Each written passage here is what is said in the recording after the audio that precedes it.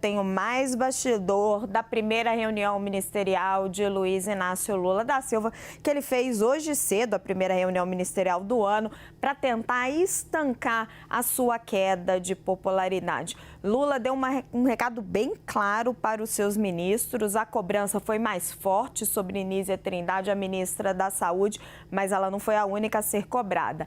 Ele disse que não quer proposta xoxa, que ele quer que as promessas do governo sejam entregues antes de novas propostas e que, se vierem novas propostas, elas têm que ser robustas. O presidente estava muito preocupado com isso, com as entregas, e que as novas propostas do governo sejam realmente robustas e que cheguem à população. Um outro ponto que Lula ressaltou é que, na avaliação dele, e deve ser o que passam para ele, porque o presidente não é tão afeito a esse mundo, o governo está perdendo a guerra digital, assim como perdeu a avaliação dele na campanha eleitoral. Então, que seus ministros tinham que ter mais atenção sobre isso.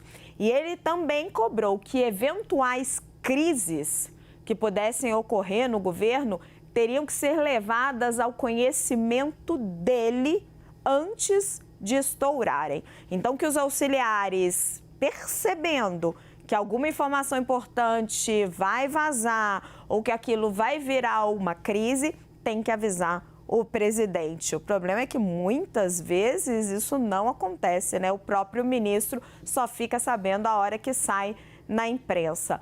Pedro Venceslau, vem aqui comigo para a gente fazer um pouco de análise sobre isso.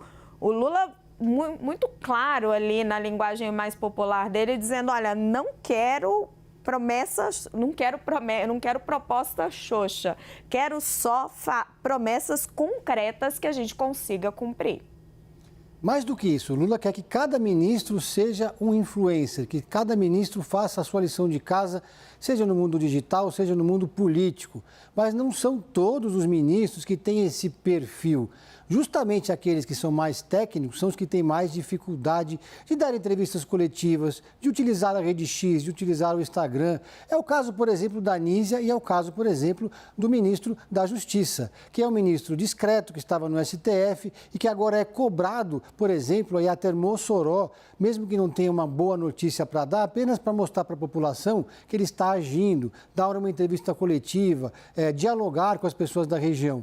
E a ministra Anísia também foi cobrada muito nesse sentido. É preciso que esses ministros sejam mais midiáticos, que eles apresentem mais propostas do governo, mas também que saibam embalá-las. Alguns ministros que estão hoje na esplanada têm esse perfil mais político, já tem essa cancha, mas os outros vão ter que aprender com isso.